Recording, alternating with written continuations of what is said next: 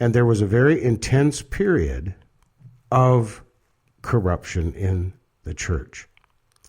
The Bishop of Rome decided, since he was acting essentially as the emperor in a collapsing empire, proclaimed himself the bishop among bishops and became the Pope.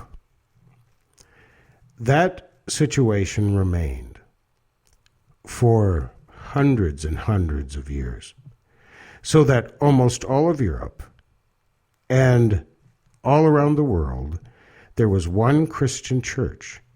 Yes, there were corruptions and there were abuses, but there was one Christian church based on the Apostles' Creed, the Nicene Creed, and the Athanasian Creed. All of these codified so that people knew what Christians believed, not only about who Jesus is and who the Trinity is, but how salvation is delivered by Jesus himself on the cross and through his sacraments. Of this there was no doubt for thousands of years. Now, what happened was, because of the corruption of the church at the time, and the corruption was widespread, yes, but it was not total. There were always people, bishops and leaders, who were truly and sincerely involved in promoting the Christian religion. And so it's a great mistake to imagine that the entire church was corrupt. That isn't true. Around the year 1500 or so, we're just going to call it that year, there was a man by the name of Dr. Martin Luther, who was a very sincere soul. He was a Roman Catholic priest and became a professor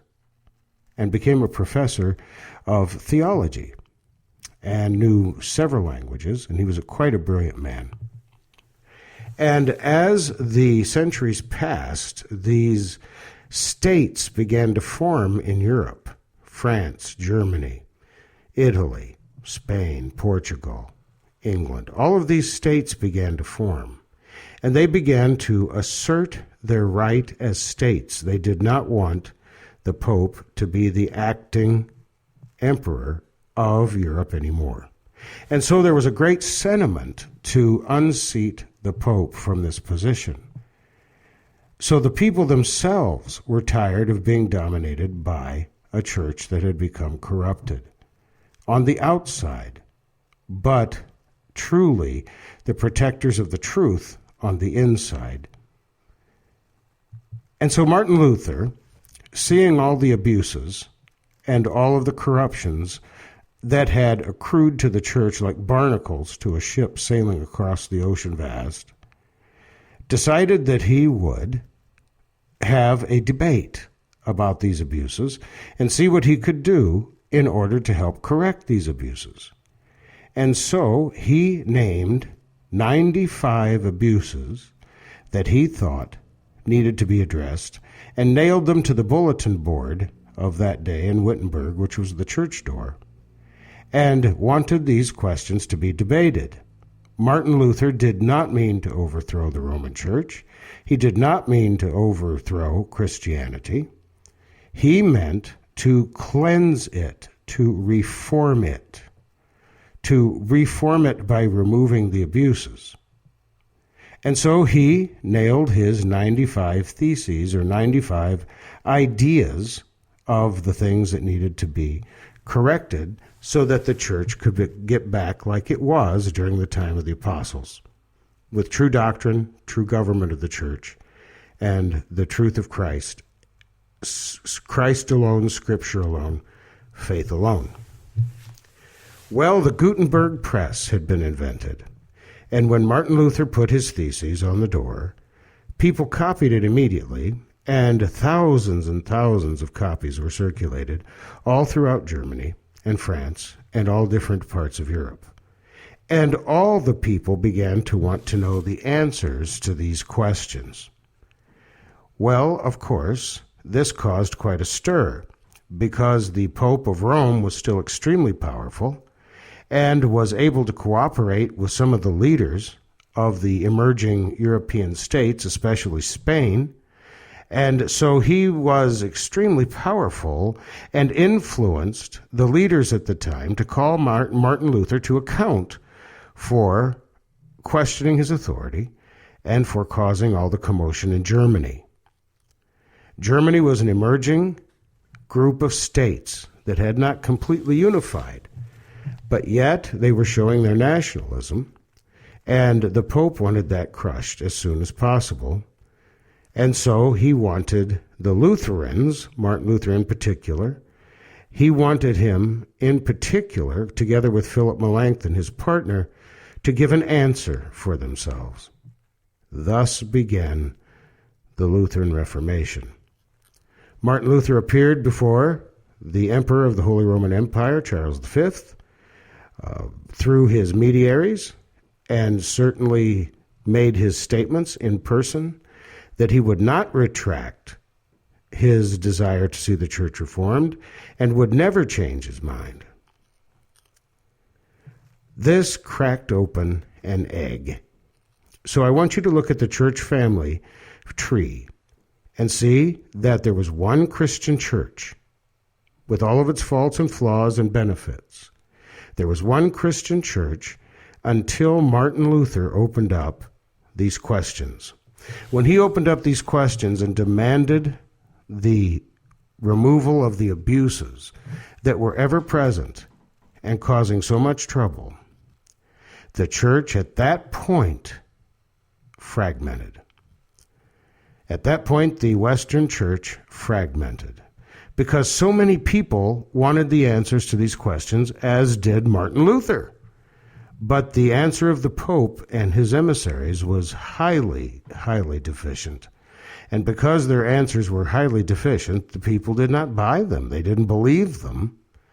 And so Martin Luther, protected by the German states, especially in Saxony, began to formulate what is to be believed by Christians to be consistent with the Athanasian, Nicene, and Apostles' Creeds. And the doctrine set forth by Martin Luther was an effort to cleanse the doctrine of the church, which had accrued many false and fallacious doctrines, including the doctrine of purgatory, including the doctrine of intercession of the saints, and many of the things that had been accrued to the church over the centuries. Thus was born Lutheranism. Of course, this did not set well with a powerful pope, nor with his secular leaders who depended on his support. And so, of course, a war ensued. And the war was bloody, and the war was ugly. But Martin Luther had opened Pandora's box. Because now, while he was under persecution himself, Martin Luther put the Bible in German. And because of the Gutenberg press, the Bible was being circulated all over the world, and especially in Germany. Before, manuscripts had to be copied laboriously by hand in monasteries, by monks who dedicated their lives to that in scriptoriums. Copy, copy, copy, again and again. What a devoted bunch of people. But when the Gutenberg press came along, it made the Bible available to everyone, and they began to read it for themselves, whereas before the extremely expensive copies of the Holy Scripture were not only in Latin, but were chained to the pulpits in the churches so they couldn't be stolen, they were too valuable. Because the Bible was now available in a way where people could read it for themselves, people began to realize that Luther's questions were not small. They were not insignificant. In fact, Luther was calling everyone back to the doctrines of the Holy Scripture. Now, this did not only happen in Germany. So let's look at our family tree. We've got the Christian Church, the Roman Catholic Church. Then you have the first branch, which is Luther. But there was a fellow over in Switzerland by the name of Calvin.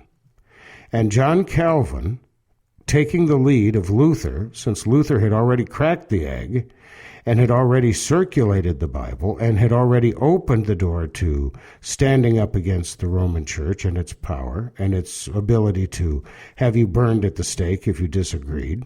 John Calvin took hold of that, and he interpreted the scriptures himself and wrote his own version of the truth of what the Bible taught. And John Calvin wrote these books that would explain, according to his way of thinking, what the Bible taught about just about everything. This is called Calvin's Institutes. And so John Calvin in Switzerland began then, right then, Calvinism.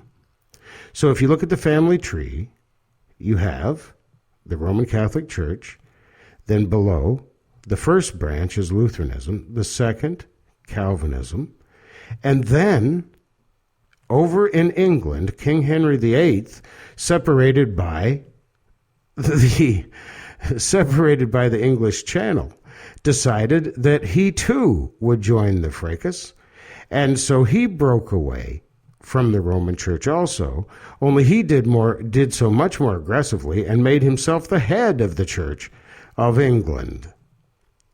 And so you have the English Church, or the Church of England, which is now known as the Episcopal Church, the Church of England or the Episcopal Church. So these are the three main headwaters, if you want to say. These are our grandparents or great-great-grandparents: Lutheranism, Calvinism, and the Church of England. Now let's follow each one of these, because some of these names are going to start sounding very familiar to you. We'll come back to Lutheranism in a moment, but let's start with Calvin. Calvin decided that the way of running the congregations had nothing to do with bishops. Calvin was a Protestant, which meant that he was protesting the entire Roman Catholic Church, including the Athanasian Creed, the Nicene Creed, and the Apostles' Creed. And so he was protesting the existence of the Roman Church and was against any kind of ornate decorations in the church, against anything that would remind anybody of the Roman Church, which had been corrupted and which had been very violent, especially in the Inquisitions in Spain. And so he protested the entire Christian church. He was a Protestant. Luther was a reformer. King Henry VIII was a separatist, not to mention, most likely, a narcissist.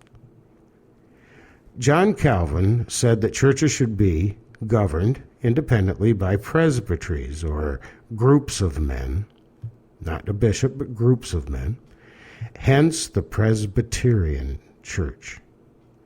And so John Calvin, because of the church government being the presbytery, which comes from the Latin, which means the older fellows or the elders would run the church, those with presbyopia and need reading glasses, became the Presbyterians. Now, the Presbyterians did very well, actually, and began to spread all over Europe. And many people began to see the light of John Calvin as the way out of the morass of the now crumbling Roman Catholic Church. Except for one fellow who was in the same country, Switzerland, by the name of Ulrich Zwingli. Zwingli did not think that Calvin went far enough, and he started having a Bible study of his own. He was a preacher also, and started having a Bible study with a fellow by the name of Hubmaier. His Bible study group decided that John Calvin had not gone far enough. They rejected infant baptism. They rejected the idea that baptism is salvific. They rejected many of the Christian doctrines which had been held for thousands of years. And they became what is known as the Anabaptists, or the baptizers again, those who want to baptize when you're older, not infant baptism, but rebaptizers, Anabaptists. Well, this was too much even for Zwingli, and so he began to persecute the Anabaptists, who began to be led by a fellow by the name of Menno Simons, hence Mennonites.